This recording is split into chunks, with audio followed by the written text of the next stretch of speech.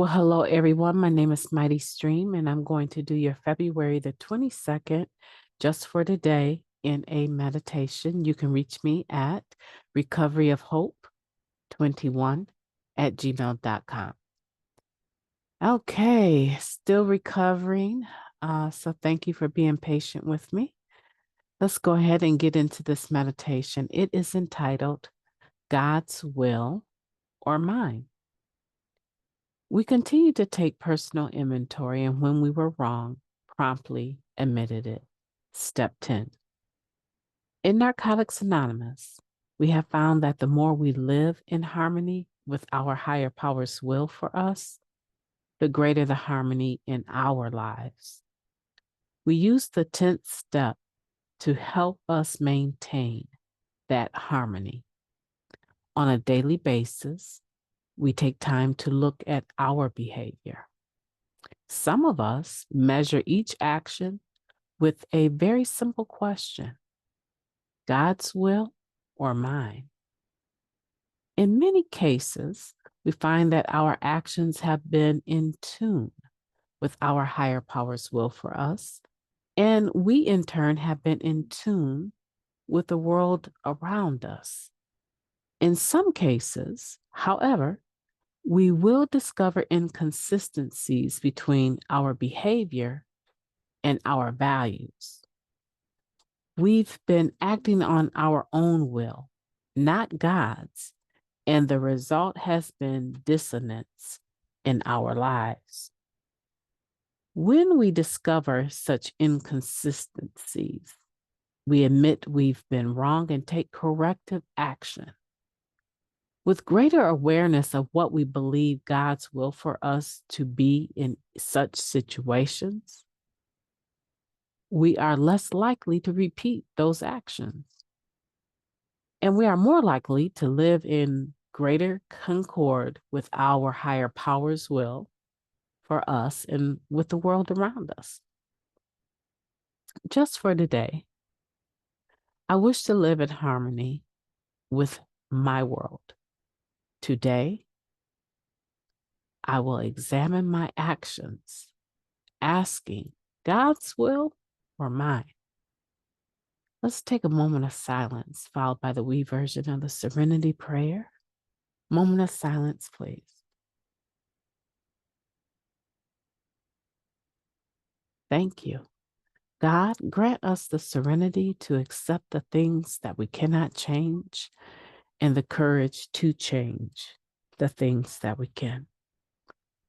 This meditation is talking about step 10, and it's talking about how there are times that we move out of God's will and into our own will. And sometimes the line between the two can be so fine that we barely notice as we gravitate back over into our own will. Usually, from my own personal experience, when I am aware that I have moved into my own will, generally speaking, the damage has already been done. I don't go around second guessing my intentions, my motives. Generally speaking, they line up with the God of my understanding's will. I have enough of a relationship with my higher power that my higher power's will for me has become my true will. And I, generally speaking, flow along that very well. However, there are times where there's this dissonance. There's this disconnect, in other words, between my behavior and my values. A lot of the times, what I find out is that I've become emotionally too involved or enmeshed with a situation, and I am no longer emotionally clean. I've gotten myself wrapped up in something that, for the most part, really wasn't even my problem. And I find myself acting in a manner that doesn't really truly reflect my values. Whether it be that I'm so angry, I'm giving a person the what's for under no uncertain terms, telling them exactly what I need them to know in a manner that is not okay. Oh, maybe what I'm saying is okay.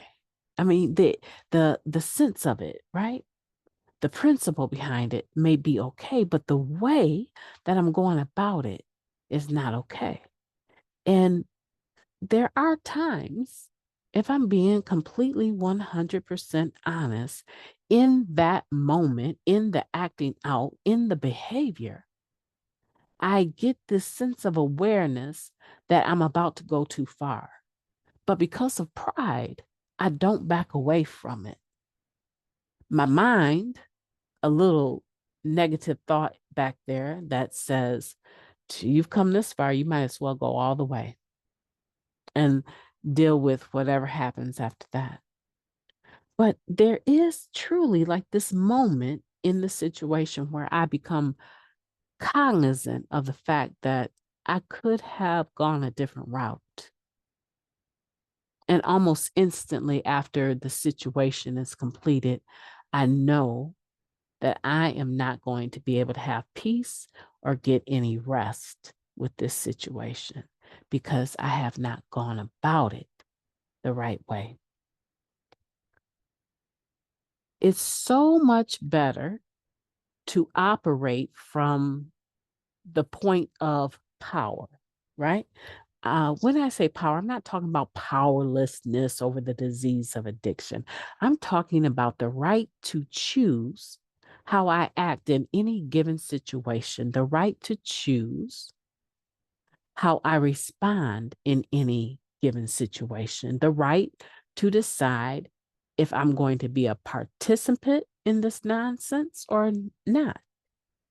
It's so much better to, at the onset, at the beginning of it, to have a clear focus and a clear mind so that as I proceed through this muddy water, I have an understanding of what is my responsibility versus what is the next person.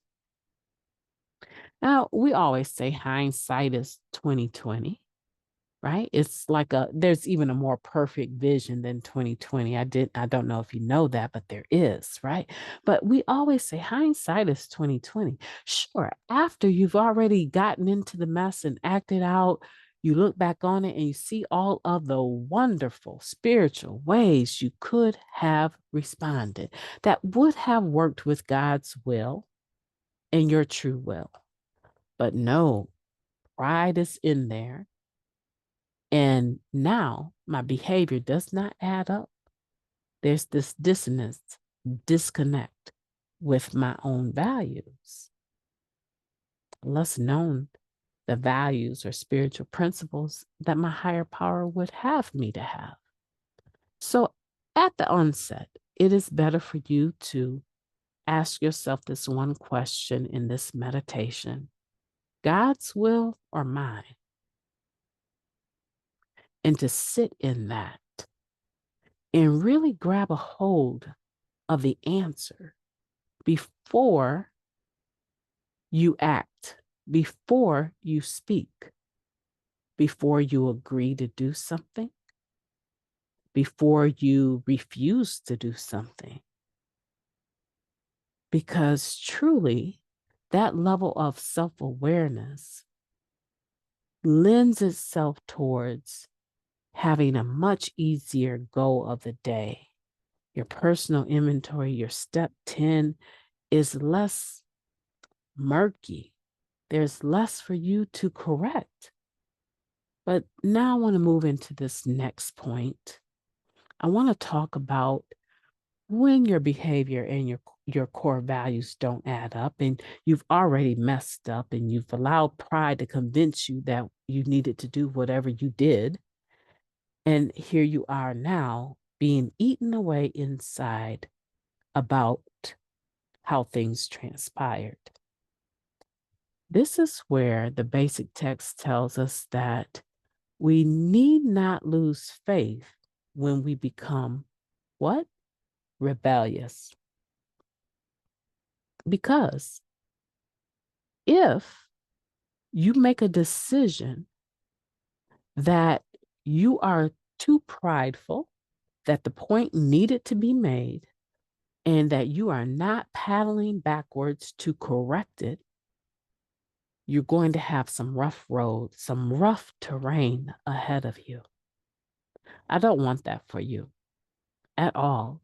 What I really want for you to do, if you find yourself in this awkward but common situation of knowing that you've messed up, I want for you to challenge yourself to correct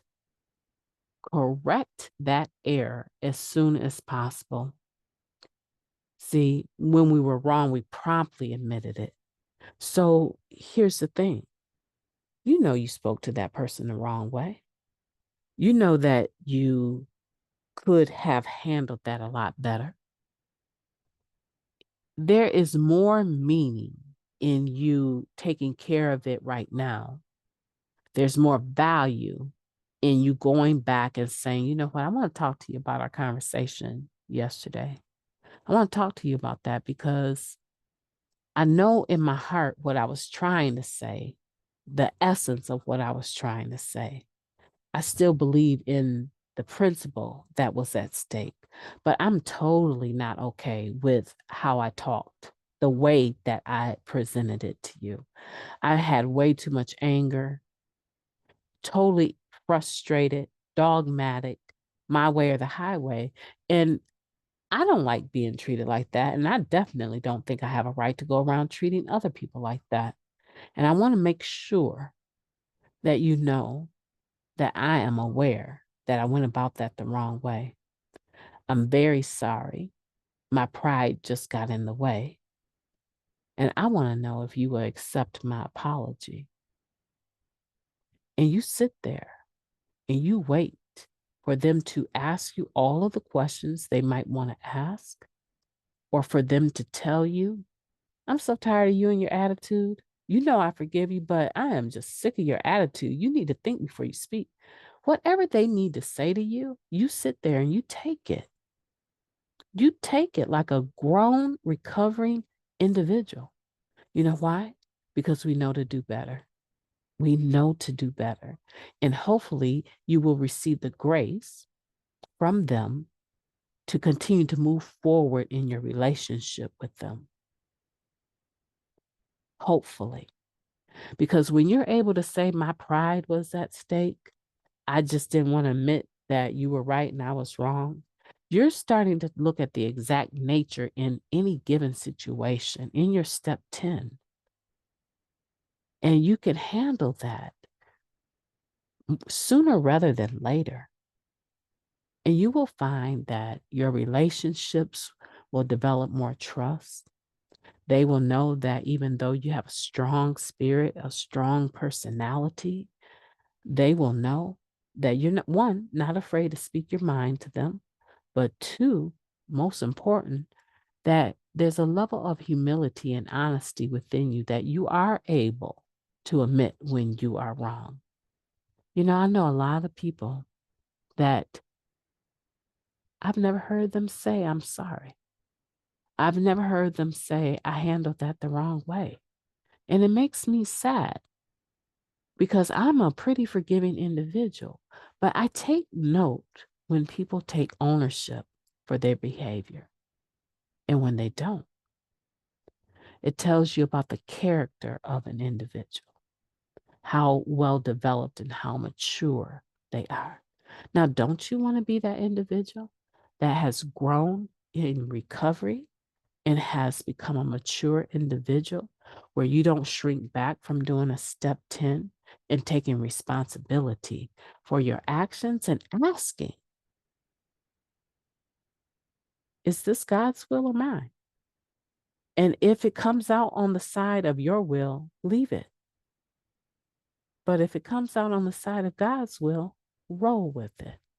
My name is Mighty Stream. I've enjoyed talking to you, and I will be talking to you tomorrow.